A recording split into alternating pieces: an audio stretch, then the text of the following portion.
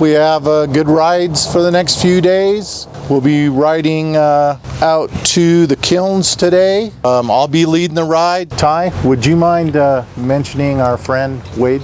Yes, for many of you that were on the big ride out of San Juan County, we had Wade Bryant with us. Wade was from Oregon, worked with the Oregon State Parks. He passed away April 4th from cancer. So let's keep Wade on this ride. He would be here if his health would have allowed. We're gonna meet like this every morning at 15 minutes before the ride. Chris, have you got anything to say? Yeah, just one thing I'd like to say is if you haven't signed in on the consent, please go ahead and sign in on that. We just, what it does, it relieves the state from any liability. So it was near Mr. Havashaw, and let's have fun. That's what we're here for. We're here to have fun. We're here to have a great time and to learn some amazing things from a lot of different people. So thank you, each of you, for taking time out of your schedules and for coming. But ultimately in 1875, a couple of miners worked at another local mine in this area, in the Frisco mining district.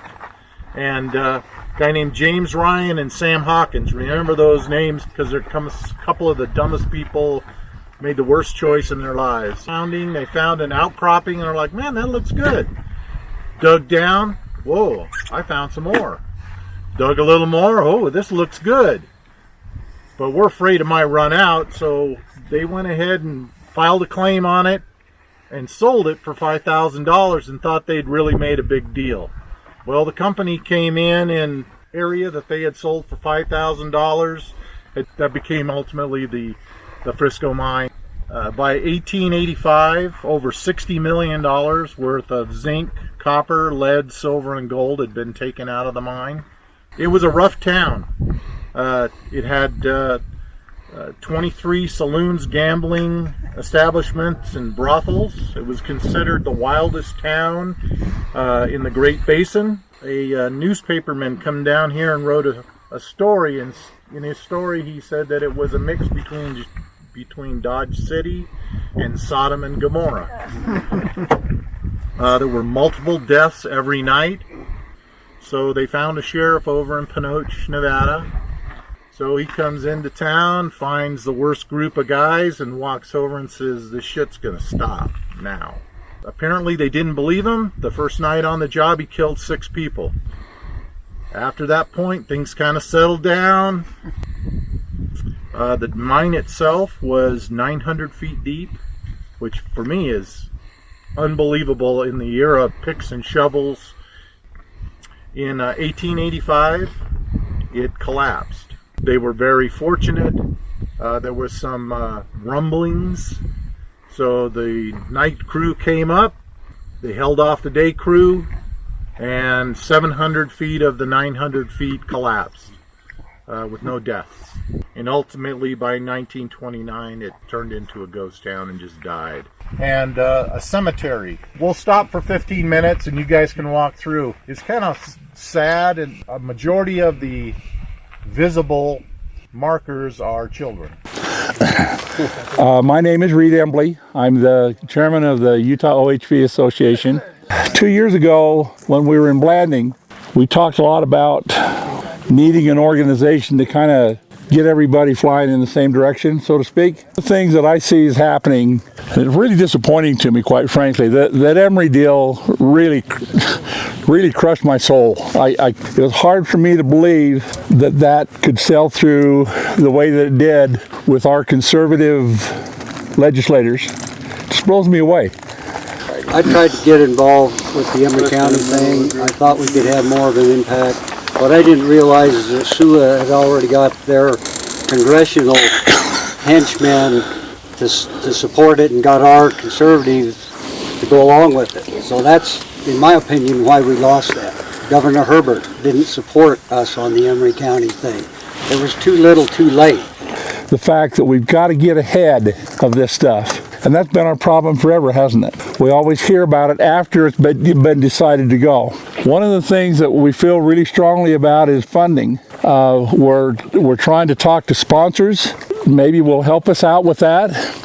But if you look at our money compared to the money that SUWA has and at their disposal, I mean, It's just crazy. But until we get in a position where we can actually fight SUWA with the same intensity, the same advertising, the same, we're screwed. Because it's very obvious what happened in Emery County.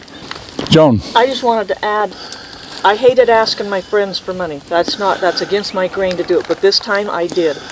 We sent flyers out to every mailbox in Carbon and Emery counties, and 100 of them went to Hanksville. That's how we alerted the people to what was going on. And I think it shook Emery County to the core that we did something like that. I hope it did. I hope it did, Glenn. This organization needs to be set up financially somewhat like Utah Four-Wheel Drive Association. When they collect dues off of a member, when a club collects their dues off of a member, they collect $10 for you four. That money goes to you. Can't afford to spend $10 a year Protecting your trails. You got no business having an off-road machine. You know, and you're right, Glenn. Every member of your club, they can't afford $10 a year to support this type of thing, then you're going to continue to lose trails. Look at the reality of what SUWA did in Emery County. Anybody here ever think that there would be a Republican legislator that would stand up, propose a bill, tell us to shut up, pretty much tell us that they were going to walk out of a meeting that we had with him? All the rest of our Congress and Senate people, with the exception of Mike Lee, got behind it. The state was behind it because the state was sold this program, and this is the program that happened. All of that came together so fast, it was unbelievable. Is that true, Chris? Yeah. I mean, the way it came together was just like, whoa. You know damn well that there was some of this talking really, really loud. And whenever SUWA can put out an email, and by the way, if you're not on SUWA's email list, you should be. It's pretty informative. But whenever SUWA can put out an email congratulating and thanking one of our representatives, whew, God, I mean, if you haven't read that, you should, because you just go, wow, we're screwed. We've got to move forward with this type of thing. One of the things that Wade talked to us about 2 years ago was making this organization, or whatever organization, a hub. And then we have the Jeeps, and we have the snowmobiles, and we have the ATVs. All of us now work together. The Jeep Club's having a problem with this. We all join in with that, because that's the only power we got right now. That's the only power we've got until we can get enough funds to be able to make that happen. I will tell you right now that U4 wants this. They want to work together. We need to work on this relationship because there's other people that want to help that we can work with. You're right, and it's up to this group right here, right now, to go back and instill in their groups the feeling that this has got to go on. Gail? I look at this a little differently, and I think we really missed the boat this last time. Right now we tout somewhere around 13,000 members with the clubs and so on. My idea is this: we have to become the NRA of the OHV Association, the world, whether it's Jeeps, snowmobiles, I don't care what it is. If we had these 13,000 individuals in these clubs pay $25 a year as a member, and where the clubs would be the board, you realize that you had $25 from each one of those people belonging. That's over $375,000. We could have paid somebody to file a claim and stop that bullshit. It'd been very simple. They do it. If we're a non-profit organization, we can sue, and the government will pay us if we turn the tables. We have to do that. My way of thinking, we all sit around with 10 or 12 clubs. Each of the clubs is paying like $50 a month. Hell, that's less than $1,000 a year. That ain't going to do nothing. You can't continue to go to your club members and hit them for $10 here, $5 there, or whatever. We're in a situation now where we actually can give the club members something in return. We have sponsors out there. There's thousands of them that are willing to sponsor us and do this, but it's not all in dollars. These little companies don't have dollars that they could necessarily give you, but they'll give you merchandise in kind.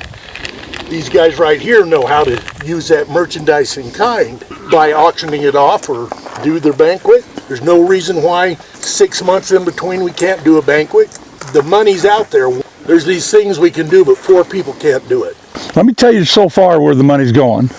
Northern Utah ATV paid most of our 503c3 cost. I paid, and I'm not bragging, I paid for our webpage to be set up. You paid for our bookkeeping, And all the mailing, checkbooks and all that type of thing. That's whose pocket it has come out of so far. And we can't continue, that doesn't work, as you well aware. If you don't leave here today with a plan, then none of this is going to go anywhere. Exactly. Somebody needs to make that first step to make something happen, or it's not going to happen. But we have to have the commitment here to even start talking about that. But that's my point, Reed. Big Ride 10. That's when we kind of created this association, was Big Ride 10. This is Big Ride 14. We're still talking about it, but we haven't got off our asses and done anything. Exactly. How many went back to their clubs and talked about it? You guys are all the leaders. That's what you're here for. You're the leaders of this organization, of the groups that you represent, but how many of you went back and really stressed this? We're the ones that have got to drive this. We can't expect the 4 board members of this organization to do it all, and yet, like I say, we sit here and this is the 4th time we've discussed it as a Big Ride group. Nothing has happened. We need to get off our butts and do something and actually take action instead of just talk about it. Well, and that's one of the things I would challenge the OHV organization. We need to hit every single club and talk to them about it and what it does and what our vision is. Right now, as Reed said, we can't do much. We can send out an email and say, write to your congressman, write to your senator, you know, push for this, but without money, we can't do much. But even when they did that, I wonder how many people actually wrote letters to their congressmen, the senators, the county commissioners of Emery County. How many people actually took that action and did it? To be a short list of what everybody here is going to take back to their club and say, okay, this is what we want to do. This is what we want to achieve. Guys, I've spent my time, but now you kind of know where it's at. Can I just say one other thing? Our sport's changing. And if you don't recognize that, get on Facebook and take a look at UTV Utah there and see what, Chris, would it be fair to say the younger generation is looking at as being our sport? But they're in numbers that are huge. I would agree with you, Reed. I'm foolish not to recognize a whole different ridership that's coming into the off-highway vehicle world. And I call them car show enthusiasts. And here's why. They've never been on a trail. And they ride, but they're unfamiliar with trail riding. They're okay with, you know, engaging in street and doing limited types of activities when it comes to trail riding. Big time sponsors, social activity. They are very much into a social sport in general. And so I think this is a great way to hand that torch off, or that baton, if you will, from, hey, we ride trails. That's what we do. That's what this system is established for. Here, you're the next generation. So to carry that baton on in relationship to securing our motorized trails, I think they have the energy and enthusiasm to do it. They just don't know. Well, I think a lot of their interests are the sand dunes. Yeah. Sand dunes and rocks. Their machines that go out on the dunes, and they don't come out on the trails. Your comments, I got one more here. You wanted to... Wayne Paul here, Castle Country OHB board member. I'm new to your group. I'm glad I'm here. I've been doing this for about 18 months now. I retired military, so I need to do something. I hear a lot of good things out here, awesome things, and I can say that a lot of the good information that I'm getting here, we don't do in my club. And if I'm not doing it, and if our club's not doing it, who else isn't doing it? Gary said earlier that we all need to be on the same sheet of music. If we're going to go forward in number or power in numbers, we need to be uniform, so we speak the same language. Everybody here is speaking different things to me right now. I'm hearing different things, but everybody's unified. There's got to be a uniform process if we're all going to join like the NRA, where all of our chapters out there have the same agenda, have the same board members.